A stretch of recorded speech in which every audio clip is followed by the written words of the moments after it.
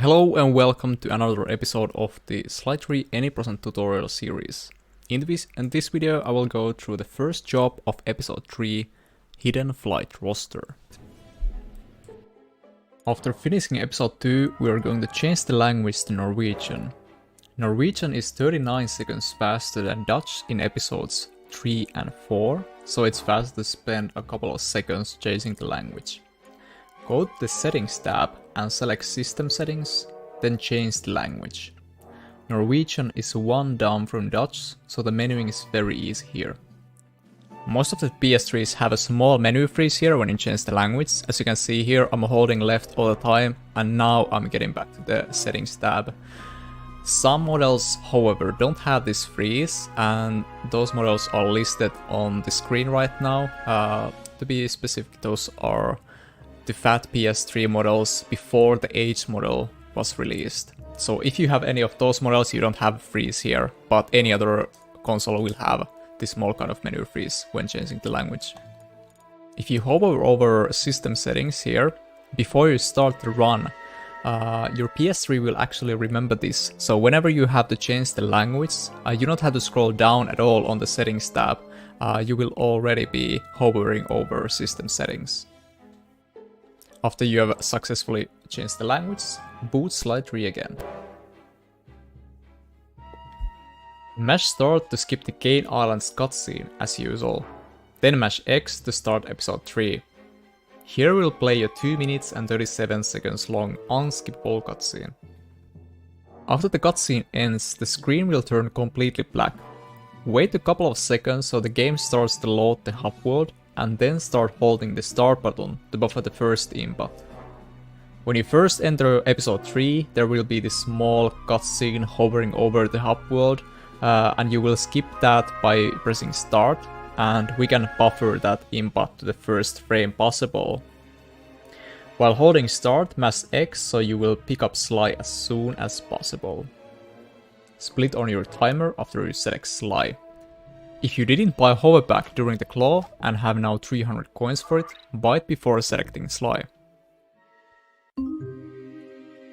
The first job of the episode is Hidden Flight Roster, which has a lot of unskippable cutscenes. This first cutscene will last for 1 minute and 26 seconds. After the cutscene ends, start jumping upright to reach Dimitri. After reaching Dimitri, you need to pick up correct dialogue lines like in Police HQ in episode 1. You need to pick up the correct dialogue 3 times, and the correct button order is triangle, square, square. After picking the final dialogue, there will be a 2-minute long cutscene. After the cutscene, start jumping 5 o'clock while turning your camera around. We need to reach the hotel exit, so keep jumping following this road. When you reach the front door, press circle to interact.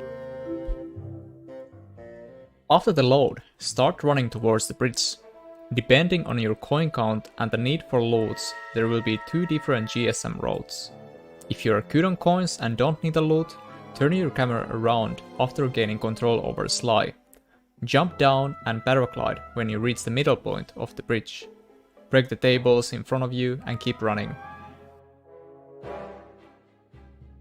Keep your camera turned until you reach this hill.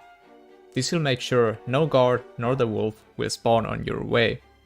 If you need a loot at this point, turn your camera to the right for a couple of seconds while running towards the bridge and then turn it back forward. This will delay the flashlight guard spawn just so that the spotlight cycle lines up better. The spotlight cycle can be a bit tricky, but if you just follow this road and go around the spotlight, you should be fine looting the guard. If the first guard doesn't carry a loot, you can loot the guard spawning on the right side. Keep running towards the alley. Once you see the guard spawning, jump on the roof and fall down behind them for pickpocketing. Regardless did you get a loot or not, after the second guard, you want to turn your camera around to prevent the wolf from spawning. You can turn your camera back when you reach this point on the hill. Use these wall hooks to climb up the cliff. Then run straight forward to the castle. Next up we need to climb the castle. On contrary to the casual road, we can skip the climb completely. First we're going to skip the beginning platforming by double jumping on this ledge. You can use paraglider for safety to make sure you reach it. For the next part we want to grab this pipe to completely skip the castle climb. There is multiple ways to do this, so let's go through some options. The recommended way is to jump on this platform and circle boost to the pipe.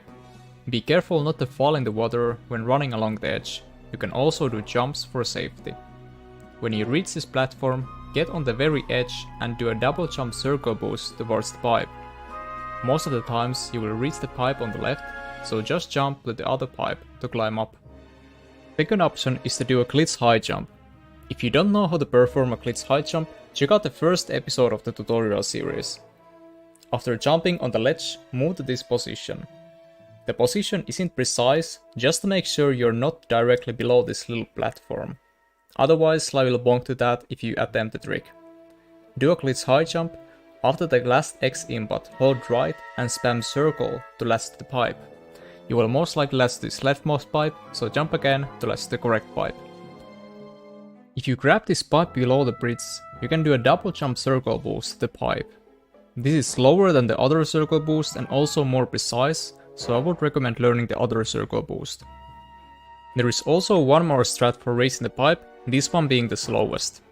If you climb the pipe for some amount and fall in the water, Sly's altitude will update here, so you can do a disguise jump to reach the pipe.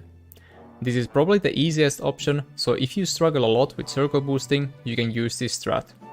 After warping back to the pipe, just double jump towards the pipe, swing your cane and do a disguise jump. Keep holding direction towards the pipe and spam circle to latch to it. After reaching the pipe, just climb a bit to start the cutscene. Once the cutscene has ended, we are controlling Bentley. Casual road to the castle uses the catapult over there, but with hoverback we can climb the castle a little bit faster. Use 3 bursts to get on this platform, and then another 3 to get on the castle. If you don't have hoverback at this point, you need to use the catapult. Jump on the catapult and drop a bomb, and after you have launched, spam triangle to keep dropping bombs. This is a good example of the case where dropping bombs make you fall faster. Bomb boost over this ledge and go towards the hangar door. If you have adrenaline burst, you can use it on the runaway. Inside the hangar there are 2 vaults, and the game is coded in a way that we have to open both of them to get the flight thruster. Use the planes to get to the first vault. You can drop a bomb or even bomb boost down from the last plane, but try not to drop the bomb to a spot Bentley will be standing on. With bad timing, Bentley can actually get hit by the bomb when you open the painting.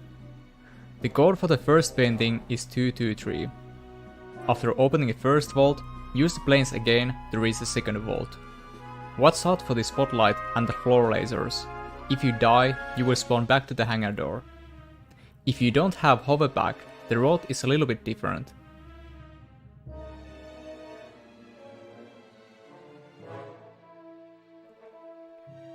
The code for the second vault is 510, so you only need to change the first 2 digits.